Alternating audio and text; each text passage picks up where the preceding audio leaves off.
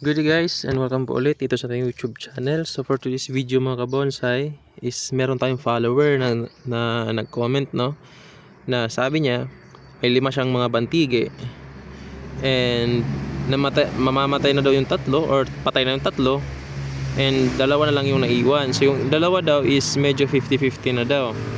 So yung bantige kasi guys, actually yung bantige dini-discourage ko talaga sa mga newbie, no? Lalo na sa mga nag-uumpisa. Kasi nga yung bantige, hindi siya newbie friendly. Kasi yung bantige, napakataas ng kanyang maintenance na kinakailangan, no? Kasi yung bantige, pag iniwan mo yan ng isang araw na walang dilig, so papangit na yung tubo niya. Kung sige, sabihin natin na maganda yung tubo niya, maganda na yung simula ng pagbonsai nyo sa bantige, and isang araw ay nagbakasyon kayo and hindi niyo siya nadiligan ng isang araw, no? Pag hindi siya nadiligan ng isang araw, magtatampo yan. For sure magtatampo yan. So yung sample niyan, pag hindi siya nadiligan ng isang araw, kahit padiligan nyo yan ng straight, basta na-absent kayo ng isang araw na hindi siya nadiligan, natuyuan siya ng isang araw, kasi nga yung medium niya, tingnan nyo, madaling matuyo yan. Ito kasi yung gusto ng bantige. Ayaw nila ng lupa. Yung tulad dito, mga lupa. Gusto nila na nakakahinga yung ugat nila. Mas maganda yung tubo nila. So, hindi nyo siya nadiligan ng isang araw. Ang mangyayari dyan, magtatampo yan, hindi na didiretso yung tubo niyan. Kahit pa diligan nyo yan, abunuhan ng abunuhan, talagang magtatampo yan. So, yung mangyayari sa puno nyo, parang ganito. Ganyan. Magiging dry siya. Although, hindi naman siya patay, pero magiging dry siya, katulad nito, no? Magiging dry yung tubo niya and hindi magkakaroon ng progress yung tubo niya for siguro mga 1 month. So isipin nyo, sa isang araw na hindi kayo nakapagdilig or isang araw na natuyuan yung bantige nyo, isang buwan nyo yan na hihintayin na babalik or sisigla yung tubo niya. Kasi nga hindi talaga yan babalik yung tubo niya. Katulad nito, hindi talaga babalik. Actually, ito hindi ito natuyuan, pero sample lang to na natuyuan. Ito kasi parang namamatay na to kasi nga meron siguro siyang meron siyang borer sa loob. Ganun. Siguro kaya namamatay na to. Basta ganito yung magiging niya pag pinabayaan nyo. Hindi siya magkakaroon ng progress and aabutin kayo ng buwan bago siya makapag-recover. So yan, balik tayo dito. So itong bonsai na to, yung bantige, ito na lang yung naiwan sa akin. Kasi nga yung bantige guys, yung bantige kasi napakataas ng maintenance, and yun nga, diba, on and off ako sa bonsai. Yung iba hindi ko na naalagaan, at pag hindi mo naalagaan yan, magtatampo yan. So ito na lang yung naiwan na bantige sa akin, no? So maganda yung base niya, maganda yung kanyang katawan yan. So ito na lang yung naiwan talaga, kasi yung iba pinamigay ko na kasi nga sayang kung hindi ko naman aalagaan, mamamatay din naman. Katulad nito, isa to, patay na to, bantige din to, yan, oh. Sayang din, na wire na yan lahat, pabayaan at namatay. Yan yung disadvantage ng bantige. Although maganda naman siya, maganda yung kanyang katawan, given na lahat, yung ang tanda ng katawan niya, yung age, yung forma, nandiyan na lahat, maliit na dahon yan. Pero kailangan mo nga ng kailangan mo ng oras, or kailangan mo siyang alagaan ng maayos. Hindi tulad ng mga ganito guys, no? Mga aragaw.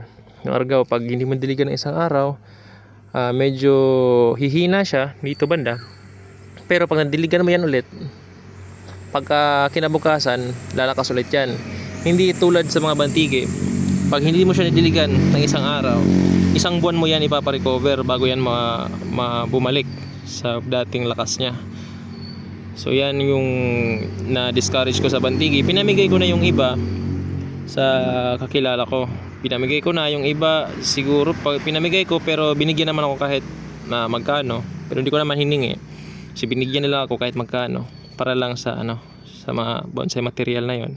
Kasi sayang din pag mamamatay lang sa aking garden. So yung project ko ngayon is lahat tulad nito, Maragao Taiwan, Hibiscus Taiwan, and Bougainvillea. Bonsai ka do, Bougainvillea, Argao, tugas, may tugas din tayo.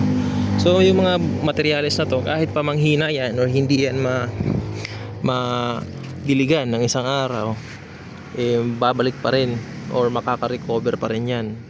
Kahit pa kahit 2 araw hindi mo madiligan yan, pag nadiligan mo ulit, makaka-recover yan, hindi yan madali mamatay.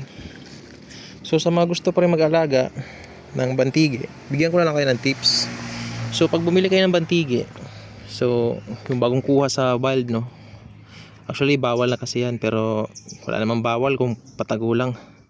So pag kumuha kayo ng bantige sa wild, mas maganda meron kayong rooting hormone. Babad nyo ng 1 oras or overnight yung ugat bago nyo itanim. So pag magtatanim kayo ng bantige, gumamit kayo ng pino, mapipinong graba or mapipinong buhangin.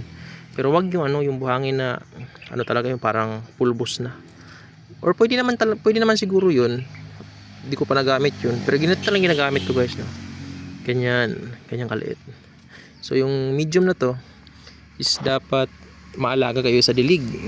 Kahit nga siguro kapag mainit ngayong summer is nagdidilig kayo ng 12 o'clock tanghali, kasi madaling matuyo to. And pag tinanim mo siya dito, ilagay mo niya sa lilim, sa hindi na arawan for 1 week or 2 weeks hanggang sa lumabas na yung niya, yung shoots niya, no. So sa pagbuhay nito, kung paano to buhayin, nilalagyan ko to ng basahan dito sa taas. Basahan. So, tapos sinasama ko na sa pagdidilig. Or i-ICU nyo, yung babalutin siya ng plastic, lalagay sa loob ng plastic hanggang sa maglumabas yung shoots niya. So wag nyo munang ilabas sa arawan kung hindi pa kayo nakapagpaabot ng siguro 3 inches na tubo or 4 inches na tubo. And wag agad sa full sunlight, no. Paunti-unti lang hanggang sa masanay siya sa full sunlight, kasi nga galing sa lilim and ilalagay nyo agad sa mainit na area, talagang mamamatay yan. So maganda dyan, pag umabot na siya ng 3 to 4 inches na tubo, morning sun lang muna for 1 week bago nyo ilabas sa full sunlight. So ngayon, buhay na yung bantigi nyo. Pag buhay na yung bantigi nyo, wag muna kayong mag-fertilizer, kasi may ibang mga mga nagbabantige na mga baguhan na rekta agad fertilizer. So hindi ko yan nire-recommend yung rekta agad fertilizer, kasi nga bata pa yung ugat niyan. Yung bantige slow grower yan. Kahit na marami na yung kanyang dito, marami na yung mga shoots niya, maninipis pa rin yung ugat niya. So yung mga ugat na yon hindi pa kaya nila na mag-absorb, or hindi pa nila kayang mababad sa mga abono, no. So masusunog yon. Yung iba magtataka kung bakit namatay kung nag-abono sila, kasi nga nasunog yung ugat niya, mamamatay talaga yung mga shoots niya, yung mga dahon niya. So advice ko sa inyo, pag nasa full sunlight na siya, maghintay muna kayo ng 6 months. Dilig lang talaga, dilig ng tubig tabang. Diligan nyo ng tubig tabang. Mas maganda,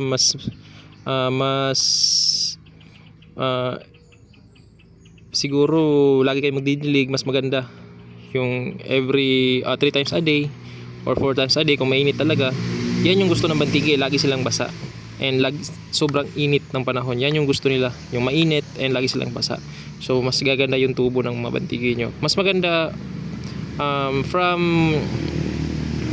full sunlight, kung kailan nyo nilagay sa full sunlight, 2 to 6 months, ipa-wild nyo lang ng ipa-wild hanggang sa lumakas yung kanyang mga ugat. So pag nag-first wiring na kayo or nag-first layout na kayo, doon na kayo mag-umpisa na mag-fertilizer.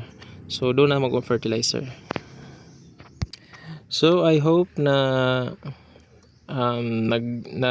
may natutunan kayo sa kung paano buhayin yung bantigi, no? Kasi yung bantigi napakaselan talaga buhayin ito, lalo sa mga newbie, no? Kasi yung iba sa tingin nila buhay na pero hindi pa pala, mamamatay pa. So yun yung guide ko sa inyo kung paano siya buhayin ng maayos na hindi siya mamamatay, or hopefully hindi siya mamamatay, no?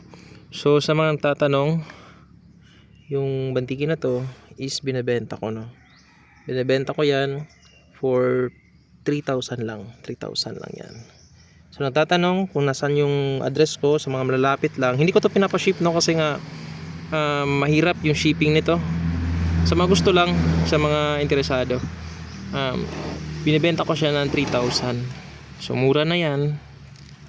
Kasi nga ina-out ko talaga yung mga bantigi, no? Tulad dito namatay. Yan, ina-out ko yung mga bantigi. Kasi hindi ko naman talaga kayang i-focus yung bantigi, no? Kasi napaka-sela nila, kailangan nila ng attention. Di tulad ng mga abgaw, argaw Taiwan, hibiscus Taiwan, yung bougainvillea, pwede ka lang dilig ng dilig ka lang dyan, tapos abono paminsan. Ito napakaselan, kailangan mo pang mag-spray ng dagat twice a week. Yan, spray mo sa dahon twice a week para gumanda yung tubo niya. Yan yung kabuuan niya, guys. So 3,000, binibenta ko lang ng 3,000 yan. Yan, sa interesado, nasa ano pala ako, yung address ko is nasa Manay, Davao Oriental. So pwede nyo muna ako i-PM sa Facebook ko. Mag-comment lang kayo and i-reply ko yung Facebook account ko. Yan, so maraming salamat.